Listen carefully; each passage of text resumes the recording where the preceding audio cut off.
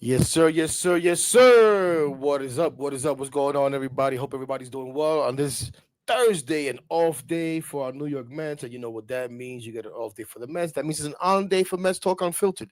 And it's going to be a quick one tonight because we know we all have the New York Knicks to go watch and hopefully push them to a game Hopefully. six. And we'll see what happens from there. We'll see what happens from there.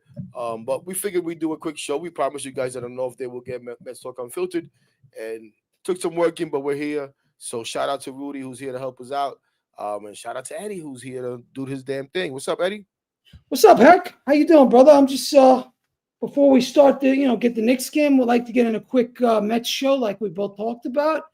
Uh just getting on that White Sox series real quick. Took 2 or 3, should have took 3 or 3, but it is what it is. We're 12 games over 500. The offense hasn't really even come around, hasn't even started. And we're still 12 games over 500. So to me, we're in a good spot right now. We're in a very good spot. Best pitching in the Major League Baseball. Starting rotation has the best numbers across the board. So should be something, man. Absolutely. And I think sometimes we lose sight of that. What I've been thinking about these last couple of days, or really since yesterday, Memorial Day weekend, and I've gone back to last season and where we were last year and Memorial Day weekend, where I was doing We, videos we talking. were 9 games, I believe, or 10 games under 500, I believe, at this point. Well, on this day, damn, I just saw it this morning. Oh, it was 11. 11 We games were under. 22 and 33 on Yeah, this that date was, last year. Jorge Lopez threw the glove and all that that, good that was stuff. the low point of the season. Right. And I was doing videos, and I remember I did a space, my last space. I was like the only one doing post game spaces at that time. Yeah, because You know that everybody was at it. everybody gave up, right? Everybody had it. Some guys were telling me it was my expectations. That's why I was frustrated. Some guys were like, "Oh, I'm watching the minor leagues. Why are you even going to games and all that good stuff?" Right? We're not here to talk about that, but that's where my mind has been like. This is where we were last season at this time. And for whatever reason, there's some fans that forget that. And I understand Juan Soto, who we'll talk about, has been very disappointing, downright frustrating He's some been bad. downright frustrating sometimes, right? Um, but we're still 12 games over 500, like you just said. You know, the team in general has been horrendous with runners in scoring position, but we're still But 12 games under 500, on the right? opposite end, Tech, we got pitching that's been historically good, Absolutely. and we're only going to get better because we got Montas on. Frankie Montas is coming up very soon, and then what's his name just started his rehab. He's getting ready to hit the pitching the live pitching and all that. So it's we got a lot to look forward to as far as the pitching comes. No, no, for sure, I for mean, sure. Blackburn is ready to go, and they can't even find a spot for him. Right. Yeah, no, that's right. That's right. That's why he's, I think, gonna do one more minor league start and then come in and either be a long man or, when they need a six man and all that good stuff. Yeah, But you think that they're going to keep the 6 man rotation clearly, which I like. I think it's good I think it's good for the season, especially a long season like this. I think the 6 man rotation is very smart. I like it. I know some people don't. I know some of the pitchers get out of rhythm, but for me, I believe this Knicks team. Oh my god, I believe this Mets team. It's better for them to have a 6 man rotation. It really is. It benefits all of them.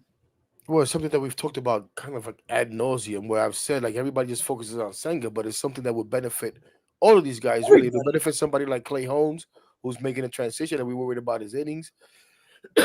Well, I've even suggested or thrown the idea there where I think that they might maybe shut him down for a week or two eventually, just to give him a little bit of a break. Who, Clay Holmes? Yeah, yeah, I could see that happening, and I've said that to you before, and you kind of Yeah. been like, yeah, no, no, no. Well, Um, you know what? You're starting to see it now. You know what I'm saying? We're but starting to see. as far as the six man, they've said this from the I don't even know why people like even go so crazy about this. Like, oh, they're gonna do six man when they're gonna do the six man. Like they said this from spring training. Yeah. We are going to This isn't a implement a surprise. six-man rotation whenever we need to, whenever we're able to. And the times that we're not going to do it is because we have an off day. Now, of course, Blackburn got hurt, but we saw them call guys up. Yeah. We saw them call guys up and still use a 6-man rotation. What's up, Hayden? Shout out to my guy Hayden. Um, you guys Shout know out to the Hayden. whole chat. Hayden, go check my guy out, man. He does his own thing, does good stuff himself. So I like, the 6-man rotation. We know that's gonna happen. What I was trying to get to, as far as like the offense and being 12 games under 500, in spite of the struggles. In Yeah. spite of, I don't even know what the hell we average, maybe 4 runs a game. I don't freaking know. I'd have to look it up, but I'm sure somewhere around there. High threes to low four, somewhere around there. Right. And to that effect is something that, and I'm not sure how long this clip is, but when you listen to this, to him talking his entirety, and I'm talking about a clip that I'm going to share with you guys right now with Mark Vientos. Um, but he talks about the struggles with man in scoring position and so on and so forth. My apologies, Quays. My apologies. Go ahead. You do your thing. And here it is. Here we go. For you personally, Mark, you said you feel like you're pretty much there, or at least it's coming. Why do you think it's taken this long for you when obviously coming off a year that was so good? I don't know, to be honest with you. I asked myself that too.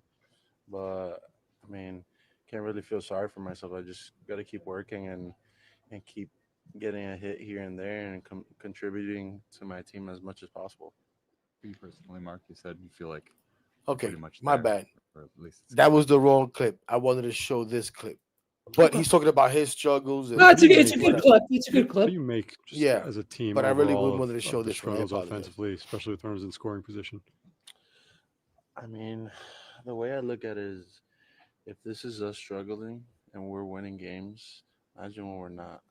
And I don't think the whole season is going to be like this. Like, I hope to believe that it's not gonna be like this. Like that's just like baseball. You're always like waiting for that hot streak, and I know it's coming for us.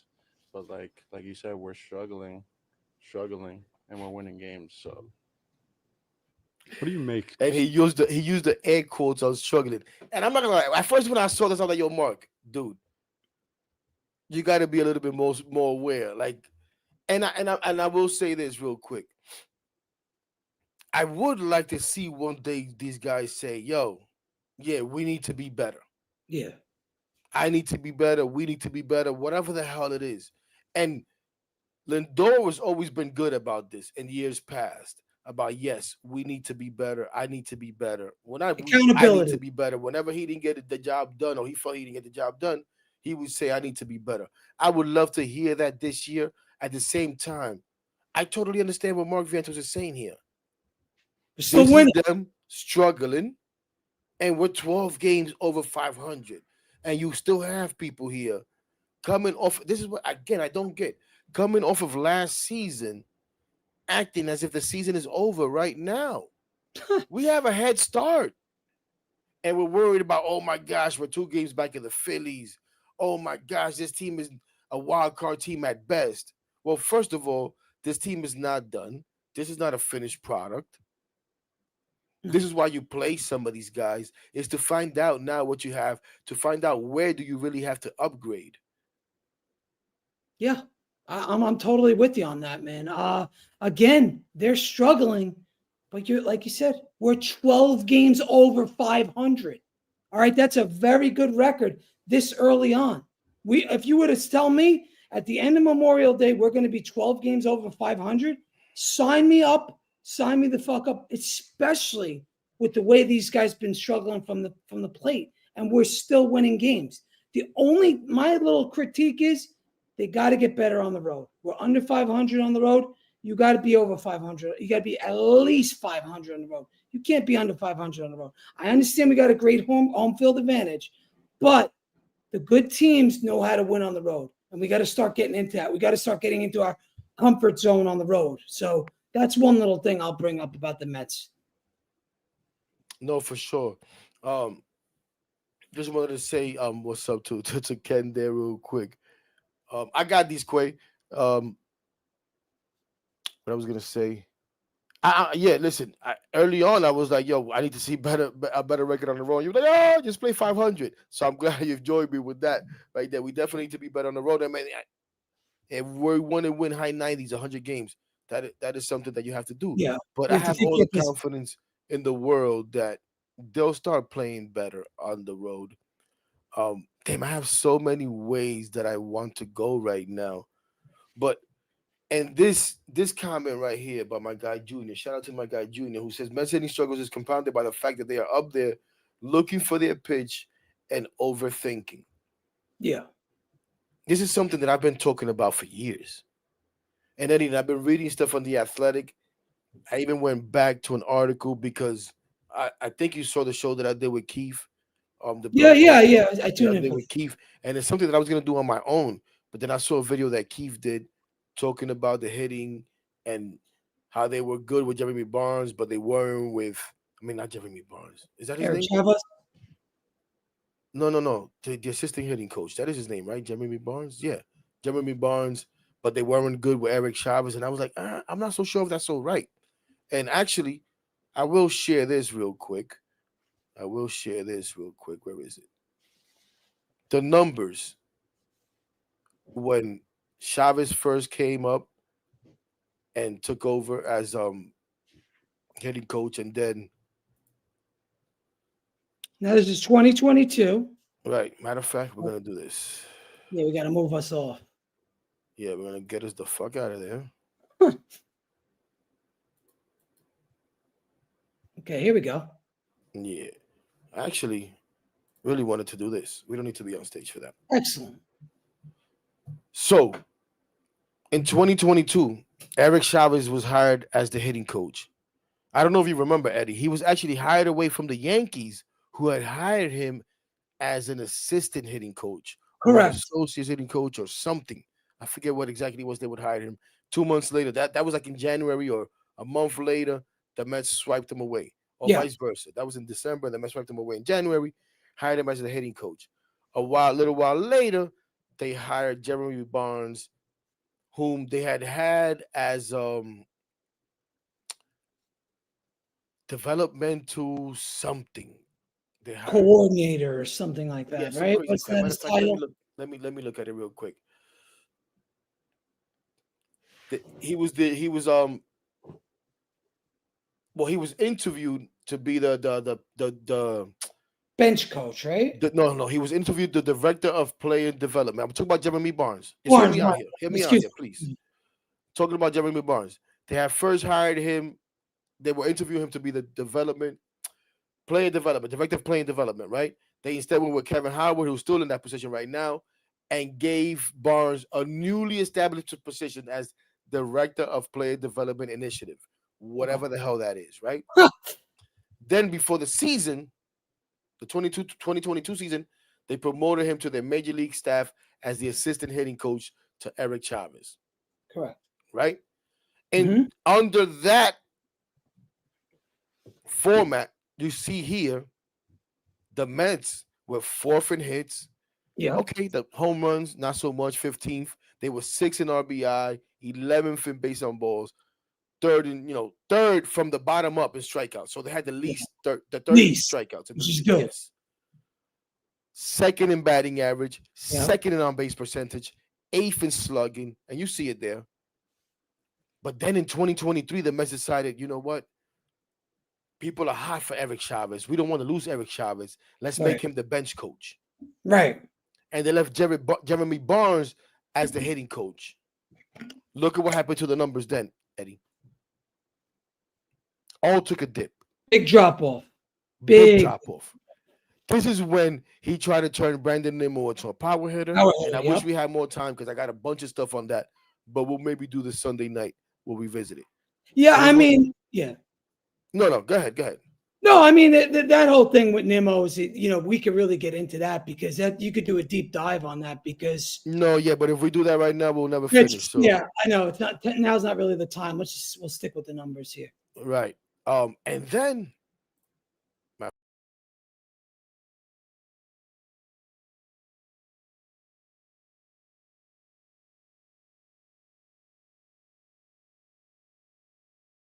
Went up.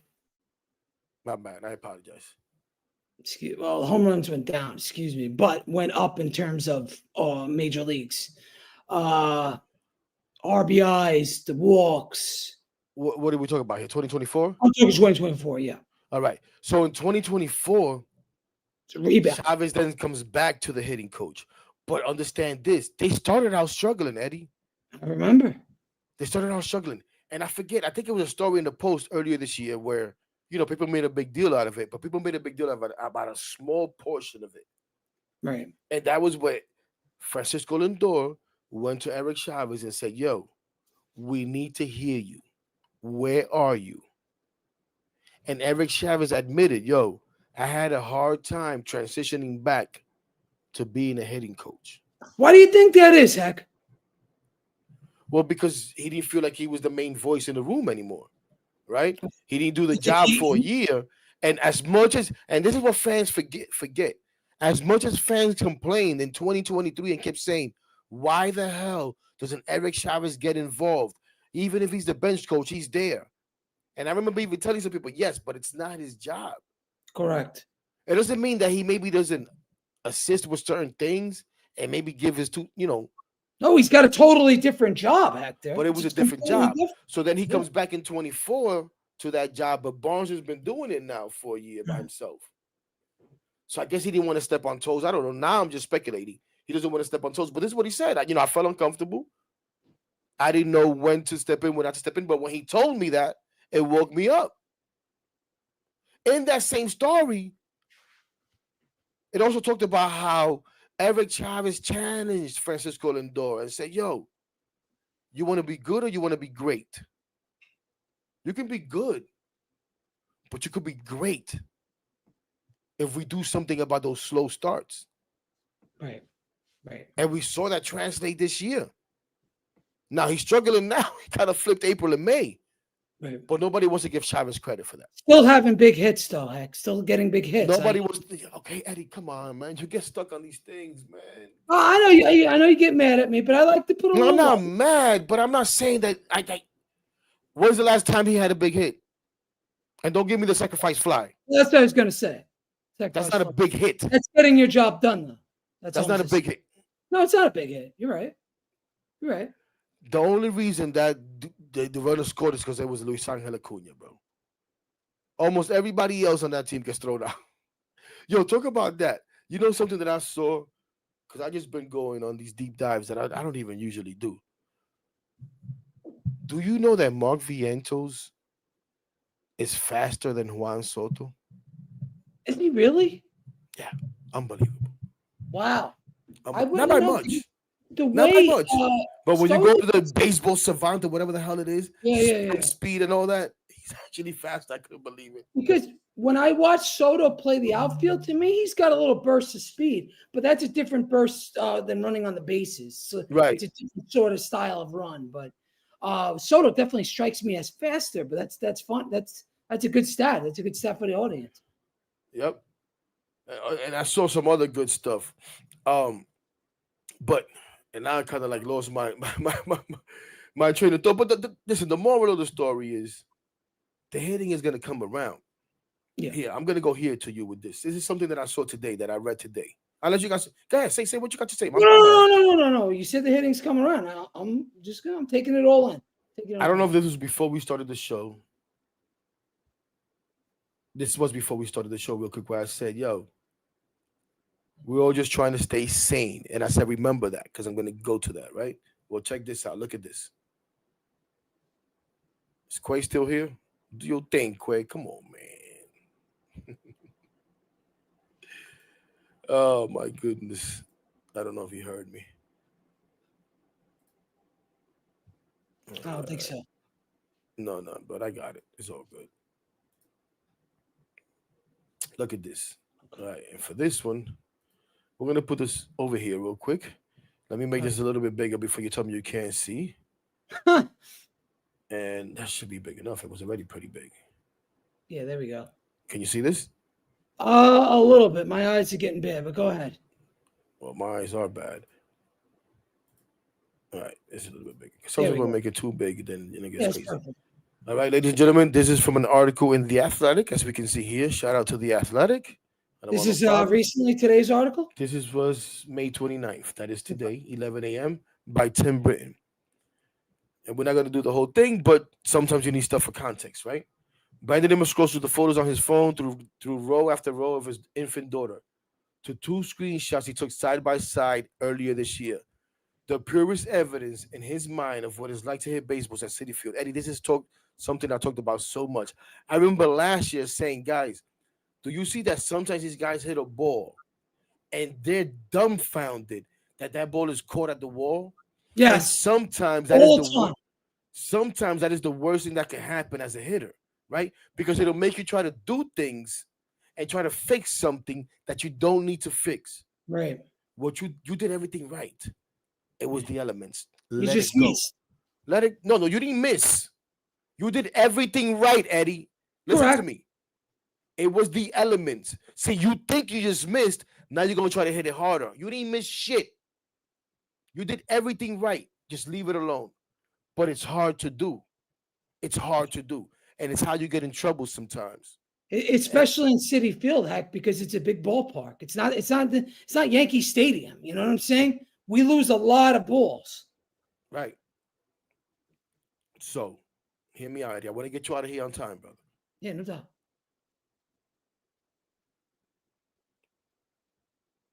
Of what it's like to hit baseballs at City Field. You just said it, right? Big Yeah, ballpark, but it's not so much a big ballpark. It's the wind. it's the elements. It's the elements. The first is a home run last June of Houston's Brian Abreu. One he struck at 103.5 miles per hour with a 23-degree launch angle. That traveled 412 feet. It's a bomb. The second is a long out Nimmo hit early April this season against Miami Max Mayer. One he struck at 104 miles per hour with a launch angle degree of 27. That traveled 332 feet to left center. One's a home run, one's a One's fly. an out. Yeah. Look at him right here. Right? I remember watching this and thinking, what the hell? He crushed that. Yeah. But it's a matter of the win, right? So Nimmo could not get over the 80-foot gap between the two balls in play. So he went to Joe Lefkowitz, I guess. I'm sorry, I apologize. That's The perfect. Mets senior manager of baseball analytics integration. All these fucking things, bro. Baseball analytics integration, whatever. And So much ask, information. how much could the temperature play a part? It didn't feel windy that day, but could the wind have knocked it down that much? What about spin? Wow. Lefkowitz guessed that maybe those variables could explain about 12 feet of difference in the ball's flight. 6 weeks later, Nimmo's, I have a hard time with this word, in whatever, has not abated, meaning he's still incredulous about it. Like he's still trying to figure out what the hell is going on. Right. He said, that's 68 feet of unknown. How is there 68 feet? I could get 10 feet, but 68? This is life for a hitter at Citi Field. Right?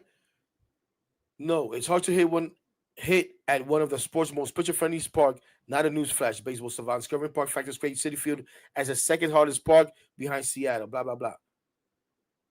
Nimmo says, "I've just accepted it.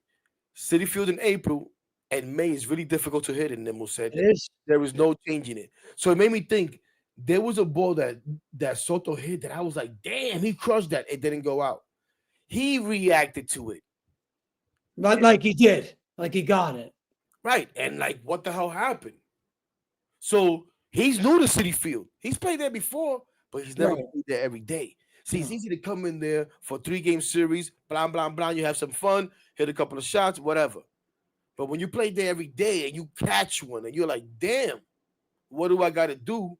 And you're Juan Soto, who's never played there every day, maybe you think, I just missed it. And now you're trying to hit it harder. And then you go up, and that's how you get into trouble. That's how you get into trouble. Whereas Nimmo says, I've just accepted it. Right. I already know what it is. But now Juan Soto's going to press. Right. But You that's where you need understand? Nimmo to be a leader, a veteran, someone who's been here and be like, yo, This is a great article, by the way. it's all good. You know what I'm saying? Very so good. Nimmo goes on to say, there's nothing you can really do about it except raise your top end exit velocity. and I've already maxed mine out. You have to be an anomaly. You have to be one of those guys where you're Peter Alonso, Aaron Judge, O'Neal Cruz. You know what I'm saying? Yeah, the best exit velos in the game are those guys. If you're really good at hitting home runs, you clip like 30 in the course of 700 plate appearances. If 5 of those are taken away in April and May, it's not like you're going to recover those. That's one of your 30 bullets. So, in 2023, Nimmo tried using a heavier bat early in the season to increase his exit velocity, hoping it would help. It didn't work. Instead, he said he felt the heavier bat was forcing him to make swing decisions too early, whatever. Yeah. Again, trying to correct something you don't need to correct. Oh, I'm going to get a heavier bat. Now I'm swinging earlier because my bat is heavier. This is where the pitching coach, this is where the batting coach needs to come in and be like, yo. But it's all part of it, Eddie. It's all part of it. They're all trying to figure it out. Yeah. Shout out to Nimmo, who's like, yo, this is what's going on. Yeah. I'm trying to read this. Now he's talking about shit that I don't want to hear about him having more home runs because he's changed his approach, blah, blah, blah. Now, here's what I just said a little while ago. As a veteran in the clubhouse, Nimmo views it as his responsibility to keep others' heads up early in the season. He noted a ball Brett Beatty had hit to the track last homestand that would have been a home run later in the season. I just told him, dude, there's nothing else you can do. Just stay right there. I know it sucks. It is what it is. And that's that. But he's someone that's been here his whole career. He's gone through the process of thinking, I have to fix things. And has finally realized, you know what? I don't have to fix a damn thing. I just need the weather take its course. But I thought that was important with the conversation going on right now, that we touch on that a little, because I read that article earlier today and I was like, wow, this is great as to what's going on, and mentality. And you know, for some of these guys, are thinking someone like Brandon Nimmo, who, like I said, we've seen hit a couple of shots and it's like, damn, he kind of caught that ball hard, but kind of didn't go anywhere. Kind of didn't go anywhere. You're at these games, you're watching these games. It's not, 80 degrees up there at night. It's cold. And then you have to factor in the fact that they play off right off the bay. They play off right off Flushing Bay. That's going to increase winds. That's going to lower the temperature. That all plays into it. The Yankees don't have to worry about that. They don't play where the bay is. The configurations are totally different. Mets guys, the Mets players just have to hang in here, stay mentally ready, keep doing even if you don't hit the home run, just stay and keep that same approach. Keep that same energy, because those balls in 3 or 4 weeks from now are going to start flying out. You know what I'm saying? You're going to get the extra. You don't have to worry about he's worried about the 68 feet. It's not going to be a factor once the weather warms up. And you just have to adjust. And I think for the most part, they do that. And I think it frustrates us sometimes when they're like, yo, listen, it's going to get better. We know it's going to get better. The process is good, blah, blah. That's part of them understanding, like, yo, it's just playing here. It's not conducive to hitting right now. Even Mark Vientos has hit a couple of balls to right center. Like, I'm like, oh, damn, that died. What the heck? You understand what I'm saying? But to what you just touched on real quick, Eddie, and listen, as someone who's at Citi Field at his games, who hangs out by left field a lot, dude, it's been unbearable. I haven't been able to. A couple of games ago, Quay will tell you, I wanted to get the hell out of there. I was miserable. Oh, with the rain and everything, that one? Bro, it's just been horrible. The weather's been horrible all year there, pretty much. I think it's been like 3 games where there's been decent weather. Well, you know how New York is. It goes from cold to fucking 90 degrees. Right. But bear with me here. To what you said before, with Yankee Stadium, not having to deal with those elements per se, right? Being surrounded by buildings. And remember something about Yankee Stadium too. It's not fully closed. It's fully closed. Yeah. Whereas Citi Field is open. You have and it's surrounded by tall buildings too. as the City Field is open, has nothing around it. No. The bay's like You know what I'm what saying? 300 yards away. I mean, But moving on from that, understanding that now, applying it to the mentality of a player, right? Like I said, Juan Soto's hit a couple of balls where, damn, I got to do something. And the worst thing you can do in baseball is try harder. As crazy as that sounds. The it's worst thing that. you can do in baseball, especially as a hitter, is try harder. Yeah, We talked about trying to correct things you shouldn't correct, yeah, right? yeah. So you hit a couple of balls, you're a new guy here, they don't go out. Now it gets in your head. You try to do it a little too much. Now you're rolling over on ground balls. Now you're doing this. As opposed to last year, you're playing Yankee Stadium, and maybe a ball that doesn't go out here in City Field, or maybe that it's not even a home run, but it might go against the wall. Actually, they said It might split the outfielders. You know, but you understand what I'm saying? Because it's just traveling a little faster or whatever. It's not that as much as you may lose confidence in City Field, that gives you confidence in Yankee Stadium. yes. And it helps you not struggle. You know, and again, this is just as I'm thinking today, reading this It's article, because we're all trying to figure out what the hell is going on with Juan Soto. And it's not just him. It's not just him. But guys, I read another article today. I mean, what do you got to say about that? But damn, I mean, I don't have much to add to it. I think you covered it exactly. It's just again from a mental aspect, mental approach. If you're getting these results and you know that you're getting long outs, but you hit the ball hard, you did your job. Keep that up. Okay, don't go back and go for the heavier bat, or don't go up there thinking more. Understand you did your job. Okay, yes, the outcome wasn't what you wanted. You made an out, but that will change very shortly. The climate changes, the conditions change, and the ball does move. The ball does go out in July, August. The ball leaves the ballpark. You just got to get it up in the air.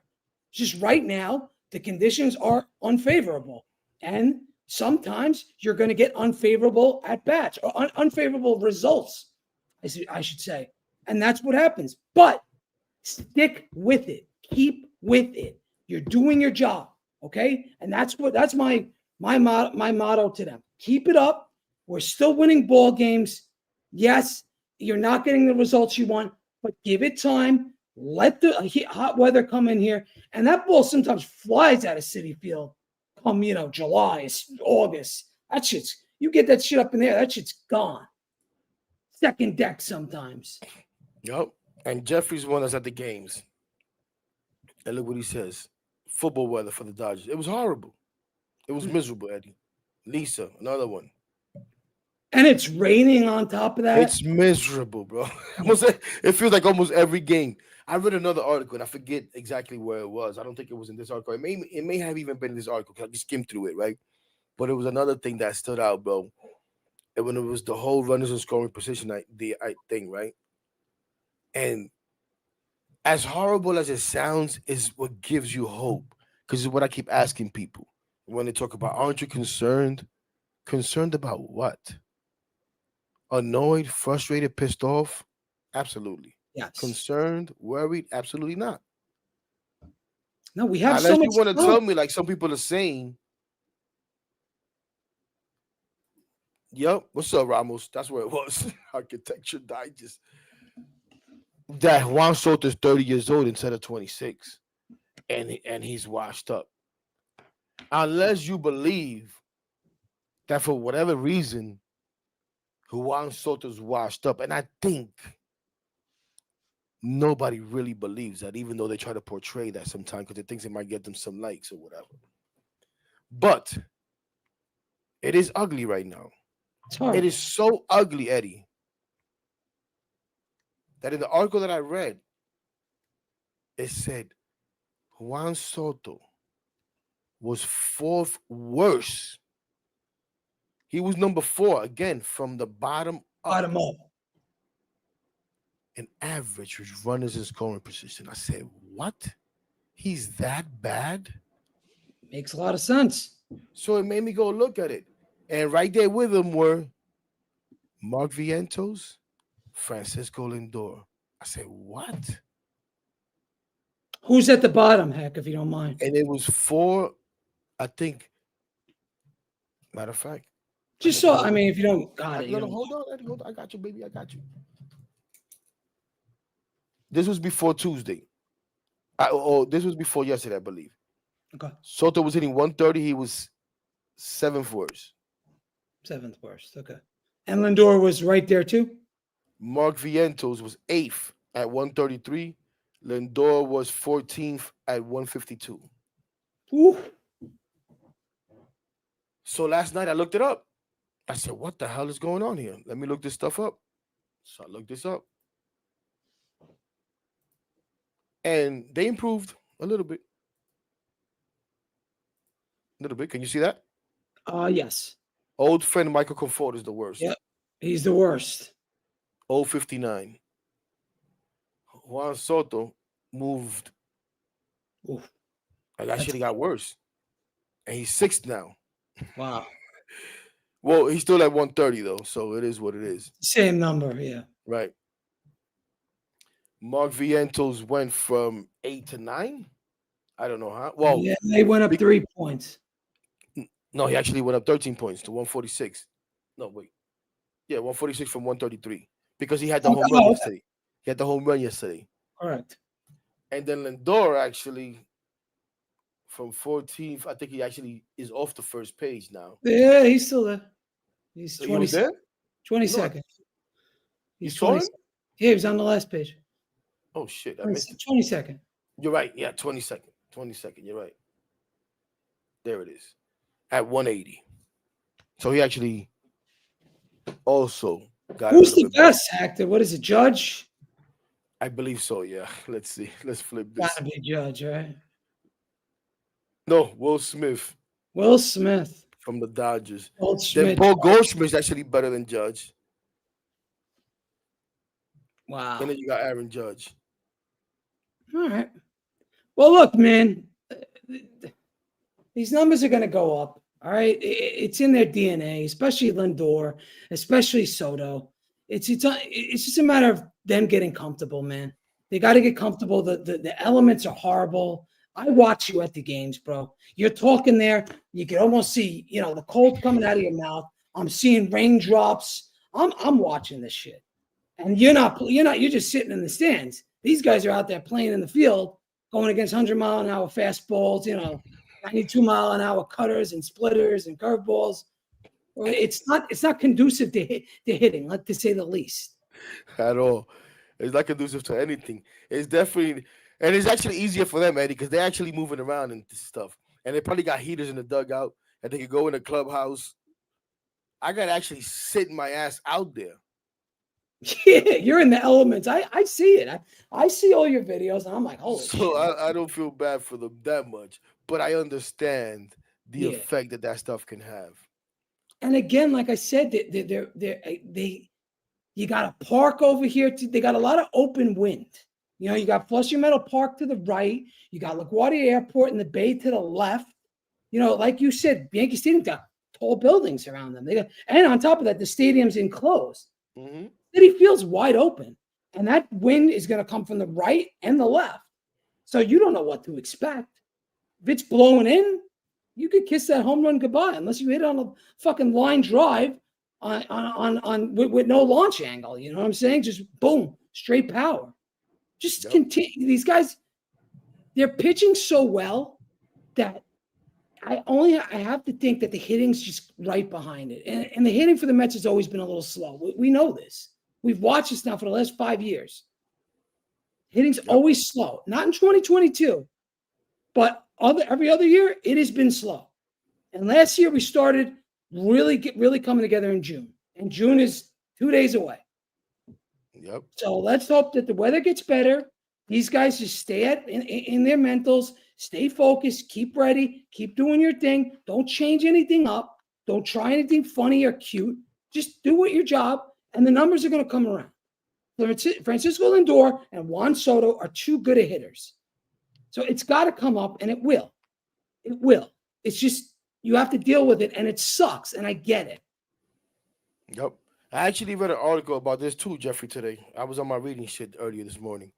And they talked about how they concentrated on attacking his weak points and how I don't even know why they say this stuff, but the data's out there for everybody. It's a matter of execution. But where his least slugging numbers is up in the zone, up and away, and they focus Yeah, on yeah. attacking him. I read that article too, as a matter of There you fact. go. So yeah, they definitely did a good They job. showed the way they pitched to him, and they had all Right, the yeah right.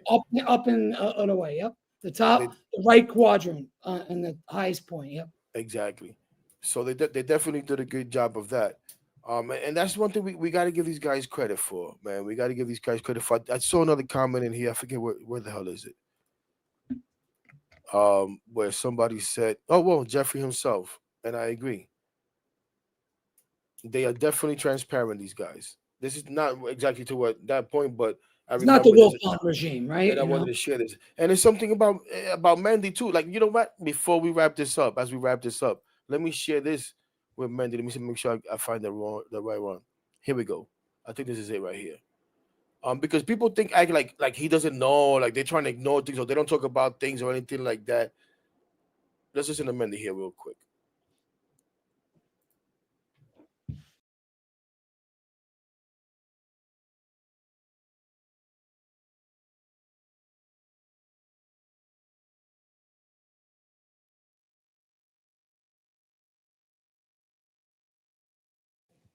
Carlos, you guys have been winning games, so it hasn't been as much of an issue. But just with the runners in scoring position and some of the maybe the frustration with some of the guys, is that something that you see something as just reverting to trend and these guys starting to hit better in those spots, or how do you kind of combat that? Yeah, well, I mean, it's we got to get better with runners in scoring position, and I we are all aware. Yes, the underlying numbers at the end of the day, we got to get the job done, right? I thought yesterday we took some better at bats. Today, not so much. Few walks and all that, but we got a lot of good hitters there. I'm pretty confident that at the end of the year, the numbers are going to be where they need to be, especially with runners in scoring position. But right now, we got to continue to find a way. We got to find a way to get the job done, and we will. You know what's funny about that, Eddie? That people listen to that, right? And they harp on 2 seconds where he says, "We're gonna be better." Oh, I trust the guys there. Oh, Mendoza just trusts these guys. He doesn't say anything. He doesn't care. They don't listen to what he says. We need to be better. Better. Yeah. Our bats today weren't good. I Yes, love underlying Mendoza. numbers are good, but we know we got to execute. Yeah. But people I ignore love all of that. Mendoza. People I ignore all of think that. no, I love Mendoza. I trust him, and again, he's mad. He's in a tough situation right now. They bought in Soto. Gave him the biggest contract in Major League history, and he's not performing. Right, so a lot of pressures on Mendoza to be like, get this guy right. But it's not Mendoza that's going to get him right. It's Soto himself. Right, it's Bingo. Lindor himself. These guys just got to go up there, keep the same approach, keep the same mindset. The good things will happen. They're too good hitters. Like I said, I don't want to repeat myself, but they're too good. And it's going to happen. Just let the elements play out. And this team will hit. We got a lot of good hitters on this team. I have an issue with Alvarez, to be honest. I He's think we starting all to do. get a lot of playing time. He's getting a lot of playing time, which I don't think he really deserves. But the manager, I guess, sees something in him. I believe Duran should be in there every day, but I get it. You got to play too. But, man, it should be like a 70-30 type of situation. It really And should. I think we're getting there. I think we're getting there. Even this week, we saw Terrence play a lot more than he had been since Yeah. Alvy came back. Again, we're just talking about it. I think Mendy is aware. I think Mendy is honest, transparent, as Jeffrey said, Accountable. and I think Mendy holds these guys accountable. He does it with the media. He'll say like, "Yeah, they got to be better," Yeah. and I know he does it in the clubhouse. And Like we I do know, got to be better. It's that simple. yeah, and they know it, and they know it. And I have all the confidence in the world that they will be. But Eddie, man, we said we were going to do a quick 30 minutes to get focused on this Knicks stuff, and we're here. We are right up to tip off, Yep. talking nonsense. But shout out to everybody in the chat, man. Apologize we couldn't really Yeah. get to you as much as we would like to, but we just wanted to come here And you guys know me, man. I talk too much. So I had all this stuff that I wanted to throw at Eddie and shit. It was good though. It was And good. then not let him speak. You know what I'm saying? I'm throwing this stuff at him and I'm not letting him speak. But that's me. Dumbass hack, blunt thoughts. But nah, man, we appreciate you guys. Like I said, we want to make sure we did this. And now we go and we focus Huh. on our New York Knicks. Not looking good, Heck. Not looking good, says Not Eddie. looking good.